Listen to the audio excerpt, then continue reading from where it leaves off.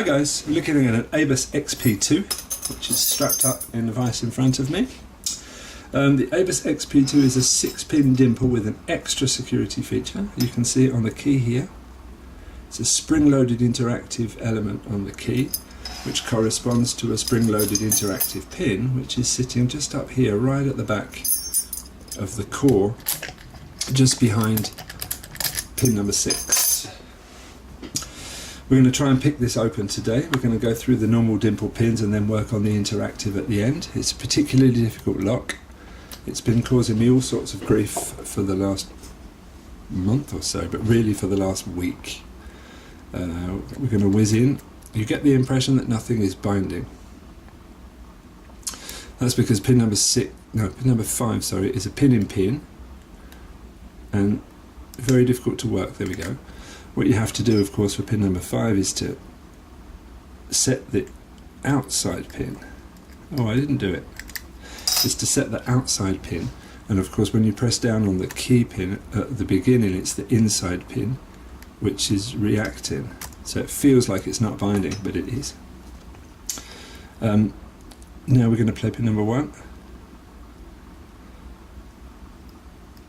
Give it a little click. Pin number 3, budged out the way, pin number 1, pin number 3, and back to pin number 1. Pin number 1 and pin number 3 are our gatekeepers. They're going to keep popping up all the way through the picking, and they're going to work together. Hopefully I'm going to be able to show you why and how in a bit. Pin number 2 is a spool. Sounded like it's set, but it also sounded like it led up the gatekeepers. Number 1, little touch. Number 3, little touch. Number 1, little touch. And we clicked. 1 second.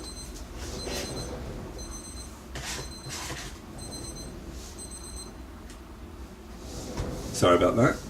Some strange alarm going off.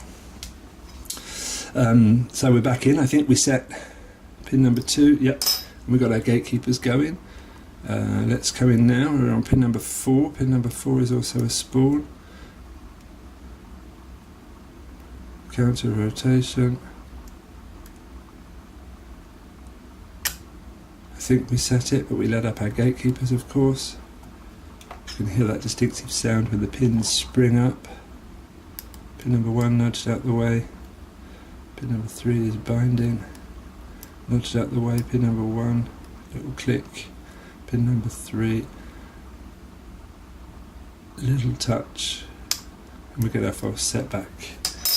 Hopefully the last thing to set now is going to be pin number 6, but you know it's going to let everything back up when we do it.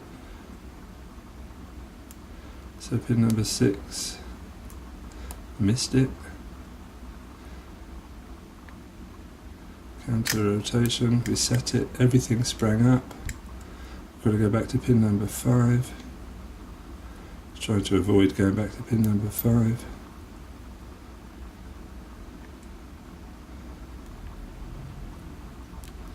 Very difficult to play, as I said before. Let's check where we are. 1, 2, 3, 4, 5. Lighten up the tension. Bounce up and down on pin number 5.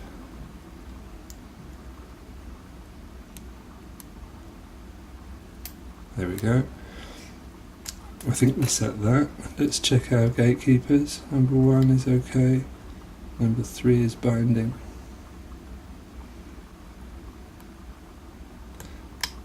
We've got our false set back. Looking down the lock, I can see that just about everything is set. Now, this is where I'm going to switch pick again, because you think everything is set, but in fact pin number 5 is not. 1, 2, 3, 4, 5. Pin number 5 is our pin-in-pin and requires extra play.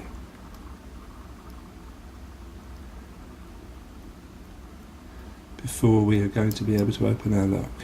1, 2, 3, 4, 5. Pin number 5 has to give us another core movement before we can open our interactive. 1, 2, 3, 4, 5. You've got to be really careful you don't play any of the other pins because you may overset them. And sometimes I've spent 5 minutes sitting here trying to play this pin to get the final core movement. This is where we have to set the inner pin on the pin in pin. I imagine in my little head that's what's going on. And it's not easy. And as I say, this morning I made a video which I haven't published, and it took 5 minutes to set this one pin.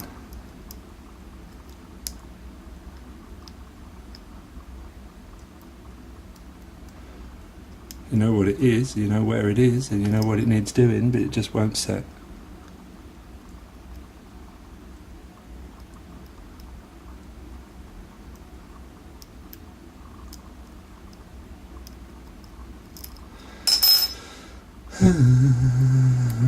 Two, three, four, five. In my head this was going to work easily today. This afternoon I was going to come in and it was going to set straight away.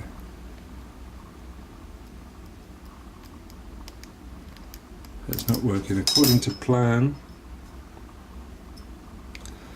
1, 2, 3, 4, 5.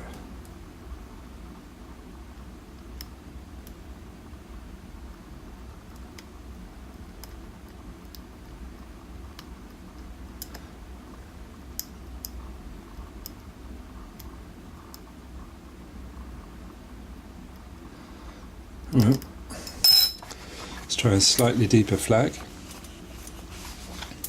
I'm going to go in with a WXR, sorry. 1, 2, 3, 4, 5.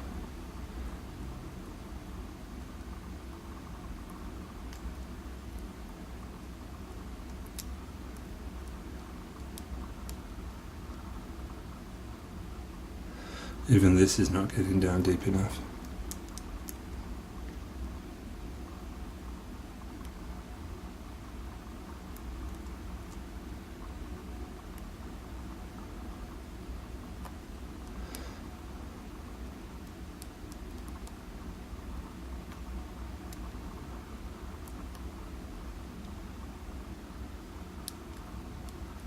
Got a little tiny movement on the chord, but I'm not sure if it was enough. Let's check. 1, 2, 3, 4, 5. Maybe that was enough. Let's go. Let's see if we can set our interactive pin and open this damn lock. There it is. No. Obviously pin number 5 is not set enough because it's not opening. Let's go back and see if we can set it one more time. 1, 2, 3, 4, 5. I can't seem to get it with this pick. 1, 2, 3, 4, 5. I can't seem to get it with this pick either. There we go. I did get a little tiny movement on the chord. Let's go to the back, our interactive pin at the top.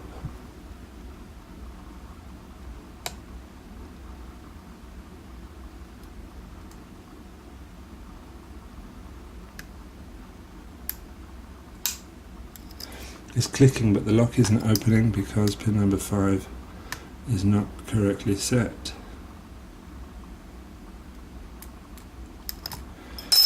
Hmm. 1, 2, 3, 4, 5.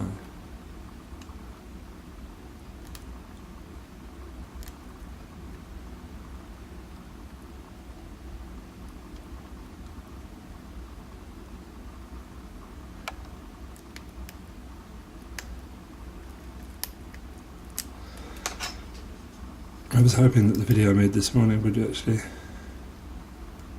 go faster today, but it's not going faster.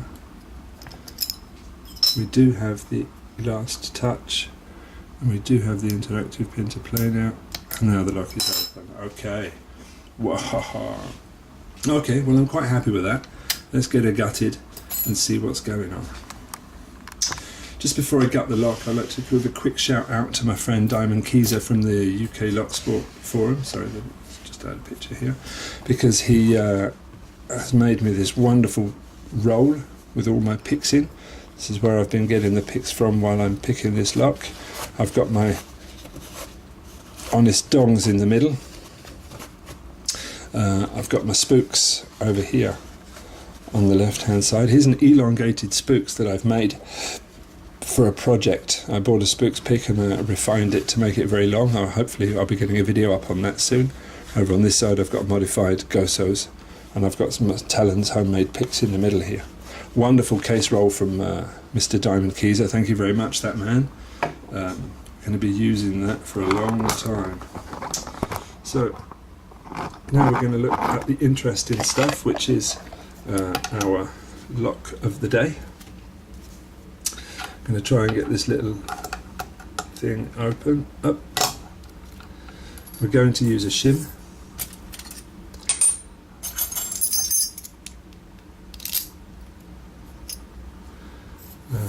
We're going to use that for the keys, for the pins, I mean, sorry. Okay, so first thing first, the interactive. It pinged out, did you see that? It's a spring-loaded interactive pin. Next up, the key pins.